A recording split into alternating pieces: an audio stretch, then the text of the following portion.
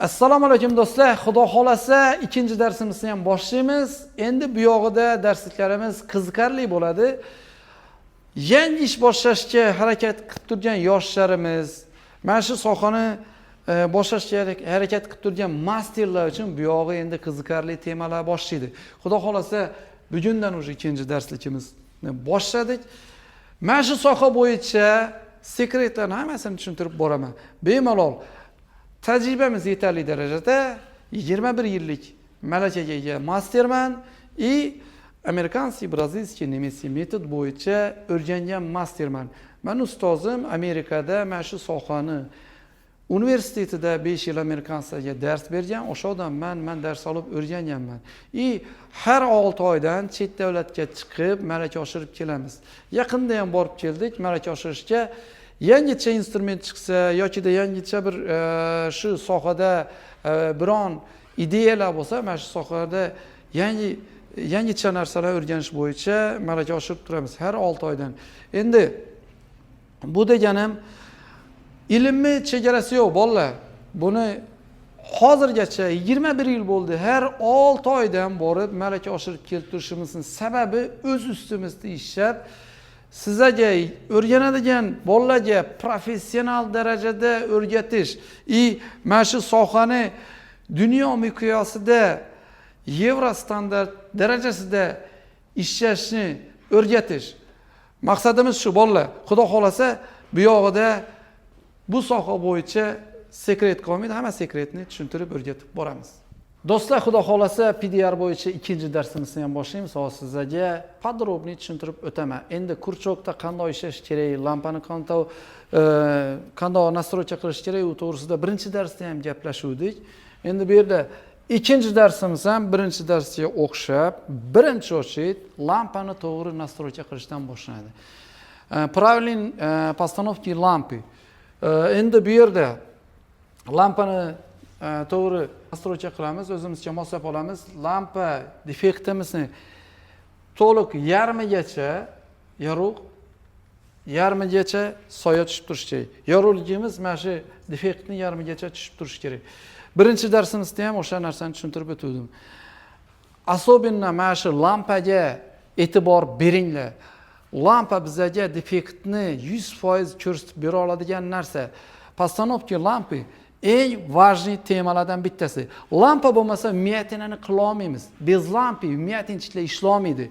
Shuning uchun aynan lampani postanovkasiga, aynan lampani to'g'ri nastroyka qilishga e'tibor berib, shuni qayta aytib turganimdan maqsad biza bez lampa ishla olmaymiz.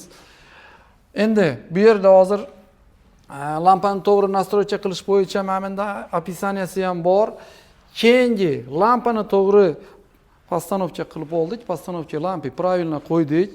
Keyin bizani qiladigan ishimiz instrument tanlash. Instrumentni to'g'ri tanlash kerak.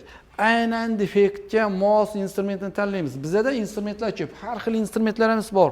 PDR bo'yicha keyingi paytda PDR sohasi ham rivojlanib ketdi. PDR bo'yicha instrumentlarning har xillari chiqib ketdi. PDR masterlariga ishlashga qulaylashtirib har xil ideyalarni o'ylab topib turibdi производительlar ham. Biza ham производительlardan iltimos qilamiz. Aynan bizga munosib instrument chiqarishlarini, chertyojlarini tashab turamiz производительlarga. Endi bizada oddiy silovoy kurchokimizda bu klassika hisoblanadi. Bu kurchokda ishlashni sizlarga ko'rsatib o'taman. Endi ikinchi darsimizda aynan mana shu kurchokda ochiq prostranstvada tochkani qanday chiqaramiz? Yana takrorlab mana shu tochka temasiga qaytamiz. Mayda tochka qilaman, shuni qanday massaj qilamiz? Buni texnik massaj deb aytadi. Endi hozir mana bu yerda chertyojda tushuntirib o'taman. Mana bu yerga lampani qo'ydik, o'zimizcha to'g'ri rakursda qo'yib oldik. Mana defektimiz tochkani yonidan ko'rinishi. Instrumentni olib keldik. Например, mana buni sentrini topamiz. Keldik. Kontrolni podiyom qilamiz. Sentriga tushganiga uverin bo'lganimizdan keyin texnik massajni boshlaymiz. Agarda to'g'ri massaj qila olsak, defektimizni bittada beznaqol idealni qilib chiqarish mumkin. Даже asajini qilmasdan ham defektni chiqara olamiz. Mana bunda mana eng to'g'ri ishlangan defektimiz, mana bu defektimiz, mana bu finishning etapi.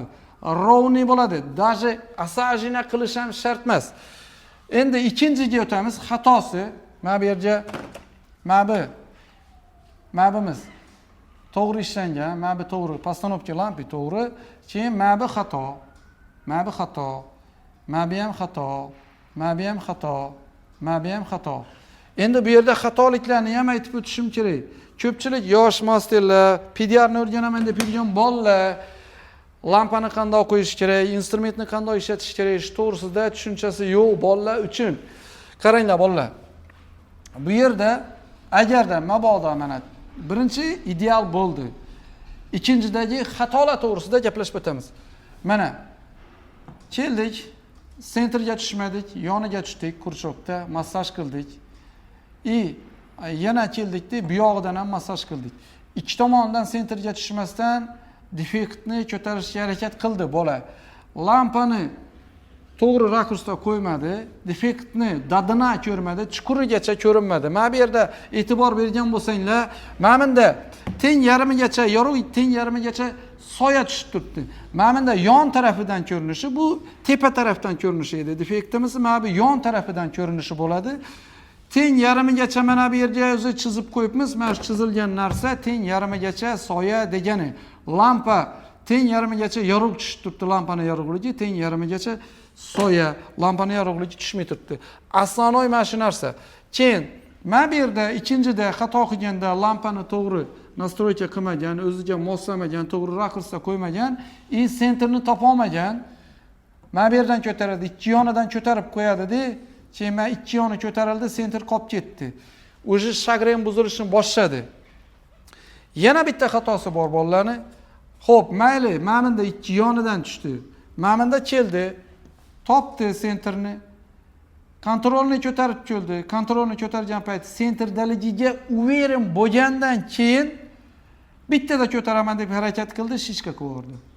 Shuning uchun bolalar texnik massaj qilgan payti bittada miyatini joyiga olib kela olmaysizlar. Birinchi ochit, ozroq kontrolni ko'tarib ko'ramiz. Kontrolni ko'targan payti 100% sentrgaligiga uverim bo'lganimizdan keyin massajni boshlaymiz.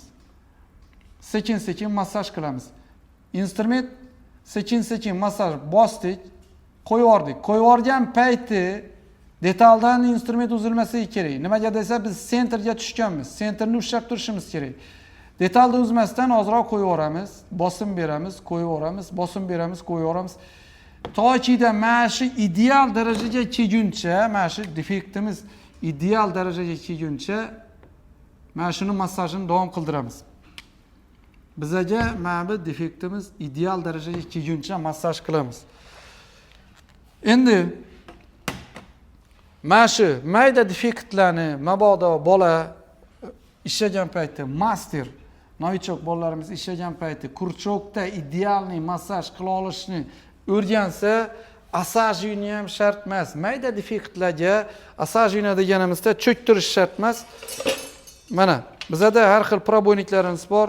Stemerni olamiz, shishka bo'lsa cho'ktiramiz. Например, mana buni hozir bolalar cho'ktiradi, ikki tomonni cho'ktiradi, yana xato qiladi, o'sha shagrenni buzib tashlaydi. Mana shu mayda defektni o'zi ham ko'pchilik bolalar uchun muammo bo'ladi. Mayda defektni, mana shu aynan mayda tochkani keladi-da, mana bunday shagrenni buzib ishlab turgan bolalar ko'p.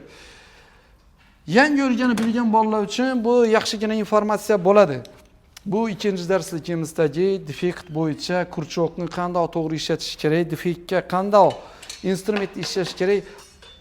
Bu yerda klassik variantda tushuntirib beraman. Mana bu klassik variant instrumentimiz. Bu instrumentimiz hali o'quv kursimizni startidagi instrumentlardan bittasi. Hali biza ancha-muncha instrument ko'rsatamiz. Instrumentlarning har birisini o'zini funksiyasi bor, har birisini o'zini bajaradigan vazifasi bor.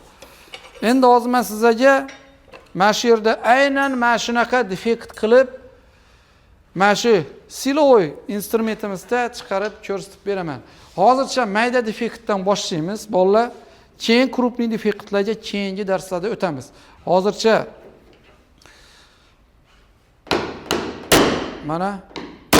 mana defekt qildik. Mana shu mayda defektni chiqarishdan boshlaymiz.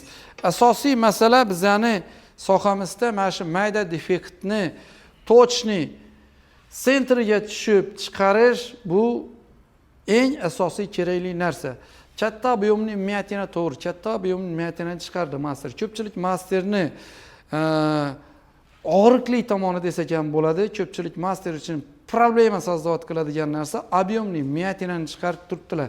Ob'yomli miyatina muammo emas, chiqardi. Lekin mana bunaqa mayda tochkalarda ishlashni yaxshi o'rgansa, birinchi darslikdan boshlab chuqur o'rgansa, finishda qiynalmasdan shagrenni ideal tera oladi.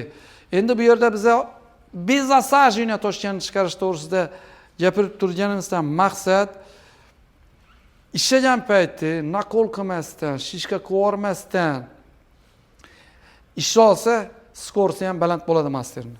Hozir ochiq prostranstvo to'g'risida gaplashamiz mana. Mana bitta, mana ikkita defekt. Mana bir rebron to'g'risidagi defektni keyin gaplashamiz. Hozircha biz mana bu ikkita defekt to'g'risida tema o'tyapmiz. Qarang. Mana bu yerda mana instrumentni olib borib olib keldik mana. Mana. Ko'rinib turibdimi mana? Mana shuni sekin kontrolni ko'tarib ko'ramiz. Sentrga tushganiga o'yirim bo'lgandan keyin massajni boshlaymiz. Mana misol mana shuni men где-то 10 marta massaj qildim. Bitta defektni, lekin shishka qo'yolmadim. Mana. Shishka qo'yolmasdan shuni defektni sekin-sekin massaj qilinadi. Endi pastdan ham ko'rsating. Endi bizda pastdan instrumentni qanday ishlatiladi mana. Instrumentni mana bunday olib borib kelgan payti defektni senterini topishni olib borib kelamiz mana. Mana shunday olib borib kelamiz. Keyin senterga tushgandan keyin kontrolni massaj qilamiz. Kontrolni ko'targan paytimiz agarda mana shu instrumentimiz senterdaligiga o'yirim bo'lsak, keyin sekin massajni boshlaymiz. Endi bolalar, hozir men sizlarga boshqa narsani ham tushuntiraman. Mana qarang, massaj ketib turibdi bu yerda. Уже ikkinchi defektimiz ham почти что joyiga keldi mana. Mana. Bu bez asajina keldi. Cho'ktirmasdan, shishka qo'ymasdan mana shu defektimizni hozir chiqardik. Endi defektni 100% chiqarib bo'lganimizdan keyin men sizlarga tushuntirib beradigan narsam bu. Hozir mana massaj qildik. Bu yog'ini ham massaj qilamiz. Ideal darajaga olib keldik. Endi bolalar, mana shu defektda ishlab turgan payti instrumentni kontrolni ko'tarib o'yirim bo'lgandan keyin bosim berishni ham bilish kerak. Slishkim bosim berib yuborsanglar, shishka bo'lib ketadi. Hozir men bu yerda ko'rsatib beraman mana. Shishka bo'lish ehtimolini, hozirgi xatoni ko'rsatib beraman mana shu yerda. Mana hozir to'g'ri turibdi, mana shu yerimiz rovniy joy. Например, ko'proq ko'tarib yuborsak, mana shishka bo'ldi. Уже shagren buzildi. Mayda bo'lsa ham shagren buzildi. Endi bunda nima bo'ladi? Bu xato bo'ladi. Bunda keyin biza mana buni olib cho'ktirishimizga to'g'ri keladi. Agarda mabodo shuni shishka qilmasdan mayda tochkani ideal darajada ishlashni o'rgansak, bu yerdagi katta pachoqda bitta ham xato qilmay, shishka qilmay, kurchokda ishlasak, bizada ishimizda sifat ham bo'ladi, skors ham bo'ladi. Tez bitkazib qo'yamiz. Endi bu yerda nima qildik? Bu yerda xato bo'ldi. Buni cho'ktirishga majbur bo'lamiz. Mana. Ne только to'g'ri ishlash, xatolar to'g'risida ham tushuntirib o'taman. Hozir misol birinchi etapimizda to'g'ri, правильный massaj qilishni ko'rsatib berdim. Ikkinchida xato qilganda nima bo'lishini ko'rsatib berdim. Endi bizada ko'pchilik bolalarimiz kurchokda ishlagan payti, например, kurchokni kolsa bering, bitta kolsa bering. Kurchokni ishlatgan payti, aynan kapotda ishlagan payti kurchokda mana hozir sizlarga kolsa bilan ishlanadi. O'zi spesialniy o'zini kolsasi bor. Mana bu kolsani qo'ydik, kapotning tagiga kolsani qo'yamizda, kolsaga mana bu instrumentni teng yarmigacha mumkin. Teng yarmidan o'tib ketgandan keyin bu instrument bizga o'z vazifasini 100% ideal darajada bajarib bera olmaydi. Bu yerda kontrolni yo'qotib qo'yamiz, точностьni yo'qotib qo'yamiz. Bu yerda teng yarmigacha mumkin. Mana bunday 70% bo'lib tursa ham, bu yoqda tursa ham yarmigacha mumkin. Agarda bu yoqqa o'tib ketsa, уже bizda точность yo'qoladi, instrumentni 100% biz aytgan darajada instrumentni biz o'zimizga bo'ysundira olmaymiz. Mana shuni ham e'tiborga olinglar, bolalar. Mana bu instrumentimizni har xil uzunlikdagisi bor. Sababi mabodo bizga defektimiz uzoqroq bo'lsa, mana bu instrumentimiz o'sha joygacha yetib bora olmasa, qo'ysa buni teng yarmidan bu yoqqa o'tib ketadigan bo'lganda buni uzunrog'ini olamizda, shunda boshlaymiz. Endi bizda massaj qilgan payti, massajda aynan mashinani qalinligiga, qanaqa modelligiga qarab ham ishlaymiz. Bu yerda massaj qilgan payti mashinani kraskani shagriniga qarab ham ishlash kerak. Alyuminda boshqacharoq bosim beramiz, temir mashinada boshqacharoq bosim beramiz. Modeliga qarab ham mashinani temir bo'lsa ham, например, Toyota'lar bor, Mercedes, BMW'lar bor, ular qattiqroq mashina. Ayniqsa Mercedes bilan BMW mashinalarimiz qattiq bo'ladi. Alyumin mashinalar ichida Range Rover'lar bor, например, Mercedes, BMW'lar bor, ular qattiqroq bo'ladi alyuminda. Mana shularni ham e'tiborga olish kerak. Например, bizning Chevrolet mashinalarimiz yupqa mashina hisoblanadi. Temiri tez bo'yinsinadi. Lekin Toyota'ning temiri bor. Ba'zi bir Xitoy mashinalarining temirlari qattiqroq. Например, men Li 9 ni ishlagan paytim, даже Toyota'dan ham qattiqroq ekan temiri. Men shuni ham e'tiborga olish kerak. Buni aytganimdan maqsad har doim bir xil bosim qilmaymiz. Temirni qalinligiga qarab, o'shani nimasini bosimini beramiz. Bosim berganda ham yupqaroq, tez o'sha pachoq joyga keladigan mashinalardan bittasi Chevroletlarda ozroq bosimda ham keladi. Lekin Li 9 mashinalari bor, ular qattiqroq, Mercedes, BMW, mana shunaqa Audi mashinalarimiz qattiqroq bo'ladi. U mashinalarda bosimni ozroq ko'proq beramiz.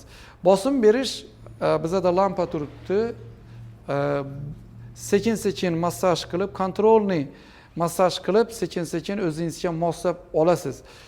Temirni o'zingizga bo'ysundirib olish, u har bir odamni o'zini shu ishga nima deydi, yondashishi bo'ladi, shu ishga podxodi bo'ladi. Shuni to'g'riroq ishlatishga harakat qilib, har bir mashinani temirini qalinligiga, qattiqligiga qarab ishlash ham bu bizning sohada eng kerakli narsa. Chevroletda qilgan bosimimizni Mercedesda qila olmaymiz. Mercedesda qilgan bosimni Chevroletda qilib qo'ysak, nakol qilib shishka qo'yish ehtimoli kuchli bo'ladi.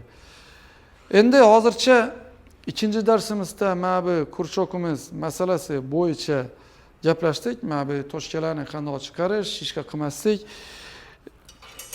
Bu yerda asosiy narsa birinchi lampa. Birinchi darsimizda ham aytib o'tdik. To'g'ri lampani to'g'ri rakursda qo'yish, lampani qo'ygan payti ham bolalar 100% nimasiga rezultatga erishaman desanglar, lampani hech qachon 0 ga tushirib qo'ymang. Mana bu yerda 45 gradus beriladi. Lampani defektni kattaligiga qarab uzoqlashtiriladi. Maydaroq defektlar bor, sal yaqinroq keladi, sal balandroq qo'yiladi. Ba'zi bir defektlar bor, plavliroq defektlar, bu yerda chuqur defekt, plavniroq, sal yengilroq defektlar bor. Lampani nimasi, postanovkasi shunga qarab qo'yiladi. Например, bizda mana bunda 45 gradusda qo'yibmiz, uzoqligini 90 sm yoki 1 metr uzoqlikda qo'yibmiz lampani. Ba'zi bir miatinalar bor, undan ham uzoqroq qo'yishga to'g'ri keladi. Ba'zi miatinalar bor, sal yaqinroq qo'yishga to'g'ri keladi. Nimaga desa, to'liq yarmigacha yorug' tushishi kerak. Miatinani to'liq yarmigacha yorug' tushishi kerak. Lampani olib kelib kapotga yoki ishlab turgan detallarga taqab qo'yish xato bo'ladi. Endi lampamizni mana bir rakursda qo'yib defektimizni to'g'riladik. Bitta rakursda defektni deyarli qilish noto'g'ri. Ideallik bo'lmaydi desa ham bo'ladi. Keyingi rakursga o'tamiz. Keyingi rakursdan mana bu yoqdan kelamizda, agarda mabodosiga defektimizda mana bu tomondan ishimiz qolgan bo'lsa, bu tomondan ham ko'rib massaj qilamiz. Endi bunaqa mayda bitta tochka chiqarganda narigi rakursdan ham idealni bo'ladi.